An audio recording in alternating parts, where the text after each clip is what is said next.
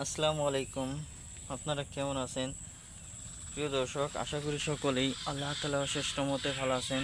প্রিয় ভাই বন্ধুরা, আমাদের এই চ্যানেলের পক্ষ থেকে আপনাদেরকে মরিচ গাছের চারা নিয়ে আলোচনা করব। তো এই যে মরিচ গাছে দেখতে পাচ্ছেন বন্ধুরা, মরিচ এসে গেছে, এই যে দেখে নিন। তো বন্ধুরা, এই মরিচ কিন্তু দেশি মরিচ। তো দেশি মরিচের মধ্যে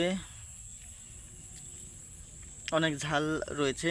তো যারা দেশি মরিচ খেয়েছেন, অর্থাৎ গ্রামগঞ্জের মানুষেরা, শহর অঞ্চলের মানুষেরা, তারাই বলতে পারবেন যে দেশি মরিচের মধ্যে ঝাল কেমন। তো অনেকে বন্ধুরা মরিচ কম খান বা অনেকে মরিচ বেশি খান, তো সেটা আপনাদের ব্যক্তিগত ব্যাপার। তো এই বন্ধুরা, আমি আপনাদেরকে বলবো, আপনারা যারা শহর অঞ্চলে রয়েছেন তারা কিন্তু চাইলেও মরিচ গাছের চারা রোপণ করতে পারেন। তো বন্ধুরা, কীভাবে রোপণ করতে হবেন তা বলে দিচ্ছি।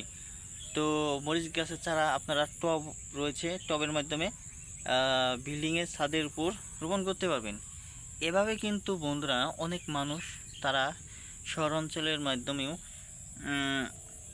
মরিচ চাষ করে থাকে, বিভিন্ন ফুল ফল গাছের পাশাপাশি। তো আর গ্রামগঞ্জের লোকেরা আপনারা বাড়িতে রোপণ করবেন। বাড়িতে কয়েকটি মরিচ গাছের চারা বাজার থেকে কিনে এনে রোপণ করে দিন। ইনশাআল্লাহ সেই গাছ থেকে নিয়মিত যদি আল্লাহ তাআলা মরিচ দেয়, তাহলে সেই গাছ থেকে আপনারা মরিচ খেতে পারবেন। এবং কি বন্ধুরা, আপনাদের মরিচ টাকা দিয়ে কিনে খেতে হবে না। তো ভিডিওটি আপনাদের কেমন লাগলো তা কমেন্টের মাধ্যমে জানিয়ে দেবেন। ধন্যবাদ।